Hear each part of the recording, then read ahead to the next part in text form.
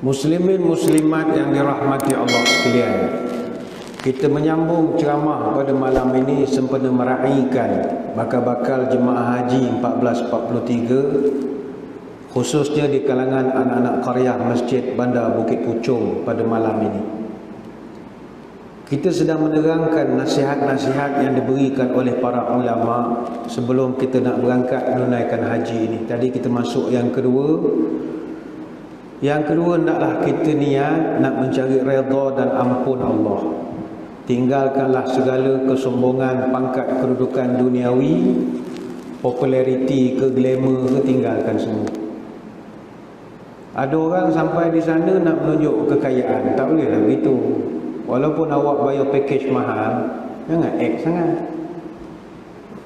Kadang tak boleh nak lalu pun lift itu, sebab ini untuk geng-geng package tertentu. Janganlah ada pembahagian-pembahagian begitu. Kita tak nafi ada orang sanggup belanja besar untuk buat haji demi memastikan keselesaan. Package ratusan ribu. Kalau mampu silakan. Orang tu pun pesan, mulut baca, emas banyak, hati berani, senjata tajam. Tak ada masalah. Duit banyak, silakan. Niat untuk keselesaan buat haji untuk kita, isteri dan anak-anak itu tidak salah. Yang salah adalah lavish, nak menunjuk gaya bermewah-mewah. Itu yang payah. Katakanlah package sediakan bas pergi ke Madinah. Saya tak boleh naik bas, saya sakit perut. Kalau naik bas, GMC boleh, yang baru Yukon. Saya naik lain tak boleh. Janganlah nak bermewah-mewah sangat. Apa yang ada ialah tak naik unta ujung pergi ke Madinah tu. Ada, saya pernah jumpa jemaah ni kaya luar biasa lah. Dia pajak lah kita panggil. Lift tu dia punya. Dengan pihak hotel, sepanjang dia duduk sana, itu dia punya. Yalah kaya, tak ada masalah. Tapi bila ada orang tersalah masuk, menumpang sepaat nak masuk, atau nak tarik muka, keluar yang tak sesuai, rugi. Sebab itu matlamat haji adalah untuk mendidik jiwa kita jadi hamba. Setelah engkau di Malaysia ini, engkau jadi orang hebat, jadi raja ke, jadi menteri ke, jadi pemimpin, jadi somebody. Pergi ke sana kena diturunkan jadi hamba. Jadi ke hamba saja. Lepas itu kadang ada orang dia buat kajian, kenapa kita buat haji ni banyak manasik yang pelik-pelik ya? Contoh, kalau sa'i daripada Safa ke Marwah sampai ke lampu hijau dengan lampu hijau, kenapa kena berlari Ada orang buat kajian, orang duduk Siti Hajar. Pandangan saya lah, ini bukan Siti Hajar, tak Siti Hajar. Allah Ta'ala nak tunjukkan, engkau dah sampai ke Mekah, siapa besar? Aku ke engkau? Engkau wahai Tuhan. Okey, lari sekarang. Beres bos. Lari ya. Kejap lari, kejap ke sana. Dia nak jadikan kita ni hamba. Hamba yang humble. Tapi disebabkan Mekah, Madinah sekarang ni terlampau banyak hotel-hotel mewah, menyebabkan orang kita yang pongek-pongek ni bawa juga perangai pongek ke Mekah juga. Dia tak naklah hotel ni busuk jauh lalu dekat orang tak sedekah ramai. Boleh tak intercon buka-buka. Apa benda ni? Janganlah begitu. Ni bukan kita menafikan kemampuan kita untuk duduk di Intercontinental ke, duduk di Hyatt ke, tak, bukan menafik. Ada duit, jalanlah. Tapi andai kata tak dapat, jangan sampai menjadikan sifat tu tetap nak macam nak pergi melancong. Itu bukan.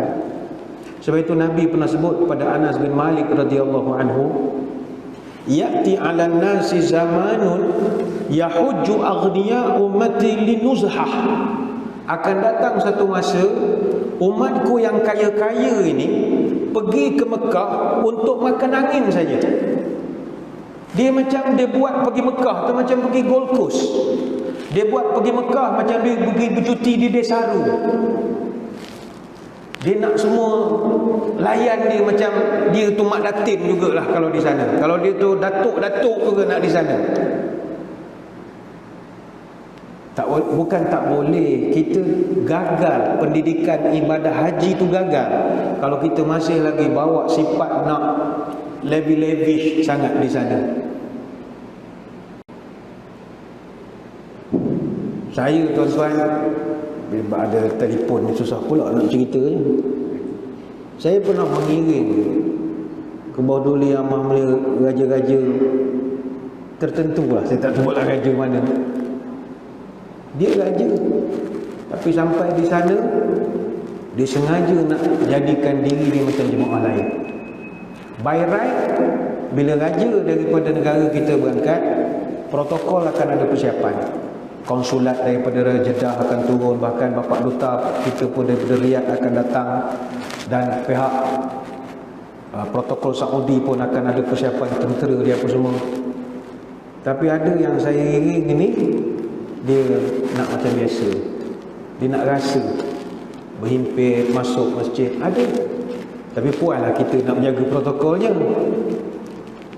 Tapi ada orang, la ilaha illallah, beraja di mata, sultan di hati, betul, menyampah dengan perangai. Semua nak I nak masuk raudah, I boleh adjust kan boleh. Dia ingat raudah tutup kita punya agak. Sebab dia ada duit.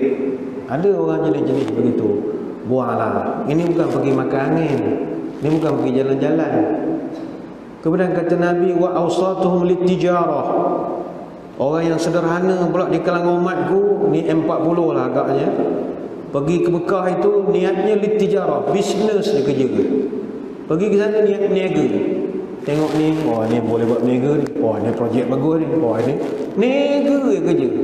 Agak kalau YouTuber saya buat konten dia kerja, dan kepala semua benda nak dikontenkan agaknya lah. Wa qura'uhum lirriya.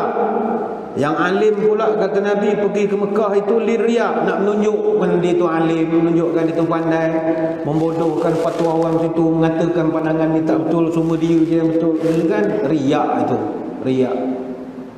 Wa fuqara'uhum lil mas'alah. Dan yang fakir, yang susah di kalangan umatku pergi ke Mekah bukan kerana ibadah, lil mas'alah, mengambil peluang untuk mencari, untuk mengemis, meminta duit sana sini. Saya ingat tuan-tuan pun ada yang pernah kena scam dalam Masjid Nabawi, Masjidil Haram. Dalam masjid dia scamnya kita.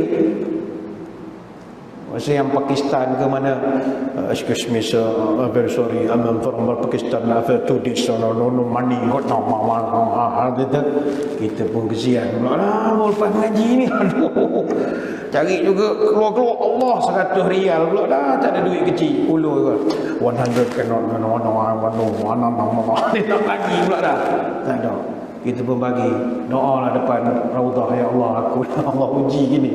Tengok-tengok dia pergi kat jemaah lain, apa kena scam. Ada orang kata Nabi, dia akan pergi kerana bukan nak cari redha Allah.